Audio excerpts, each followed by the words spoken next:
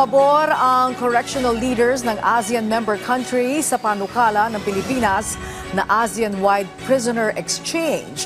Batay sa tala ng Bucor, higit 50 dayuhan ang convicted ngayon sa ating bansa. Kung paano ito gagana, alamin natin sa sentro ng balita ni Luisa Erispe. Yes, Luisa.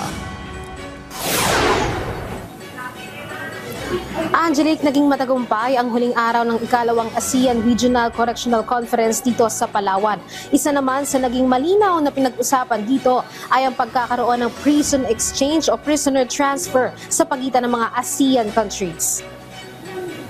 Matapos ang naging pagpapauwi sa Pilipinas kay Mary Jane Veloso para dito na niya tapusin ang kanyang sintensya, naging mainit na usapin sa mga correctional officials sa ASEAN region ang posibleng magpagkakaroon ng prisoner exchange. Pero sabi ni Bureau of Corrections Chief Director General Gregorio Catapang Jr. sa naging conference sa Palawan na pagkasunduan ng ASEAN countries na interesado silang ipatupad ito at ang kakailanganin na lang ngayon, batas para maging opisyal ang kasunduan. Yeah, that's one of the objectives of this summit or conference, to really stress out at the tactical level kung ano bang pwede natin magawa para among the ASEAN countries, so that we will help our policy makers make laws or amend laws that will really be helpful for all the ASEAN countries. Ang sistema ng prisoner exchange, kung may nahatulan na Pinoy sa ASEAN region,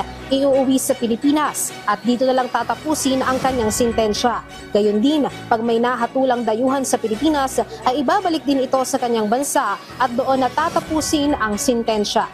Na pwede naman siguro kung may sentensyadong Pilipinos sa among the ASEAN countries, they can be brought back here and they serve their sentence, katulad na nangyari kay Mary Jane. Paliwanag naman ni Katapang kung sakaling tulad ni Veloso na ang hatol ay kamatayan, pag-uusapan pa kung posibleng ibaba ang sintensya sa life imprisonment sa oras na maiuwi ito sa kani-kanilang bansa. Minsan yun ang first step eh. You have to lower the sentence from death penalty to lifetime imprisonment.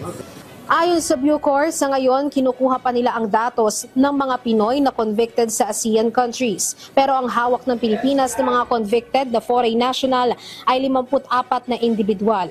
Plano naman ng Bucor na palawigin pa ang prisoner exchange kahit sa labas ng ASEAN region.